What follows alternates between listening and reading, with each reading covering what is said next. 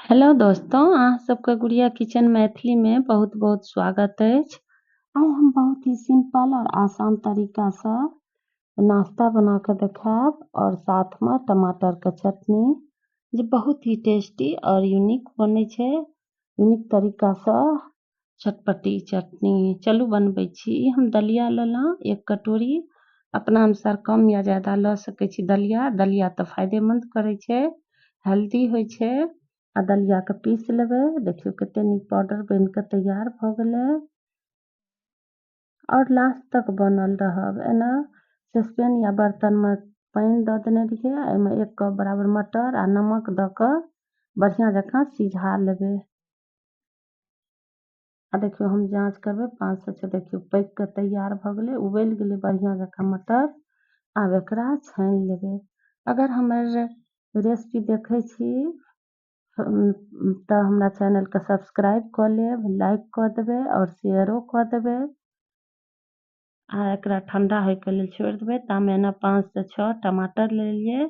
अपना अनुसार कम या ज्यादा टमाटर लऽ सकै छी। और कढ़ाई में 1 चम्मच सरसों तेल दऽ देलियै और सब टमाटर के दऽ देबै आ ऊपर से नमक दऽ कऽ 4 से 5 मिनट के लेल ढाँकि देबै। आ 5 मिनट के बाद फेरो टमाटर के पलटि देबै, जैसे कि बाहरी भाग बढ़िया जकाँ छिलका उतारे में आसानी भऽ जाय।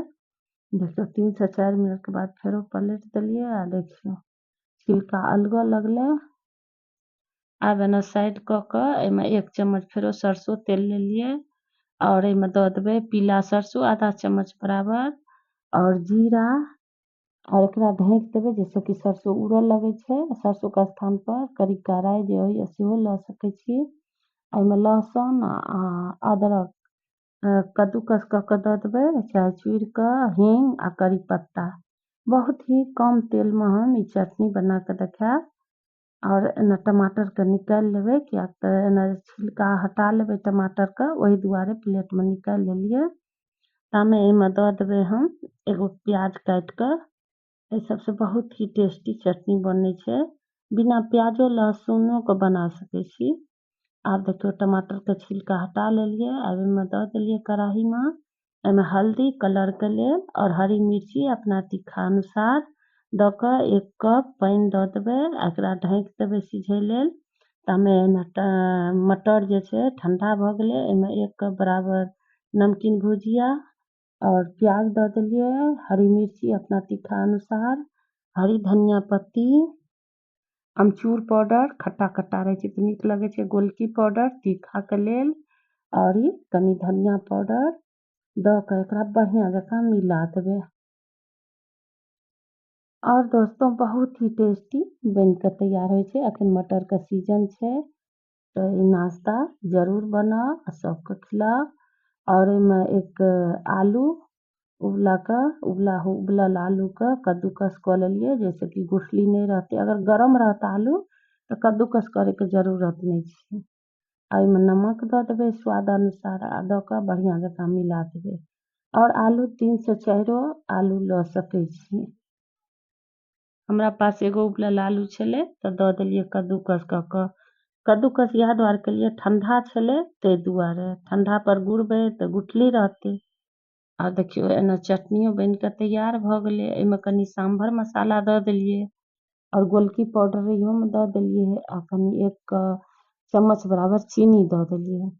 अगर ज़्यादा तीखा नहीं पसंद यऽ तऽ गोलकी पाउडर नहीं देबै। अपना तीखा अनुसार कम ज़्यादा राखि सकै छी। आ देखियौ कते नीक चटनी बन के तैयार भऽ गेलै।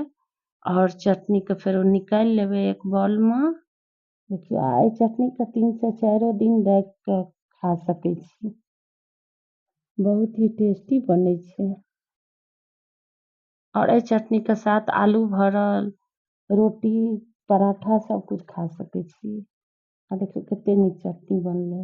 आब एना एक बाउल में लऽ लेलियै दलिया जे पीसने रहियै और एहिमे नमक आ हल्दी। एहिमे पानी दऽ देबै। जेना तरुआ आर बनबै छियै तऽ घोल जे तैयार करै छियै ने तेनाहिए एहिमे घोल बना लेबै नॉर्मल पानी दऽ कऽ। देखियौ एनाहिए घोल बना लेबै। आ एना जे एहिमे दऽ देलियै आलू मटर में आदी और लहसुन के चूरि के रखने रहियै सिलौट पर पीस कऽ, चाहे कद्दूकस जेना होइए दऽ सकै छियै, नहि तऽ पाउडरो दऽ सकै छियै आदिके। अगर नहि खाइ छी तऽ लहसुन आरके स्किपो नहियो दऽ सकै छी। और कनि हाथमे तेल लगा कऽ छोट छोट बॉल बना लेबै, जैसे कि हल्का तेल लगा लेने से हाथमे चिपकै नहि छै। और बच्चा सबके नमहरके सबके बहुत ही पसंदीदा नाश्ता, स्कूल जाइए तऽ स्कूलोके लंचमे ई दऽ सकै छी। आ एना एगो खाँचवला कढ़ाही लेलियै, अप्पम कढ़ाही, ई आसानीसँ बाजारमे मिल जाइ छै सब जगह।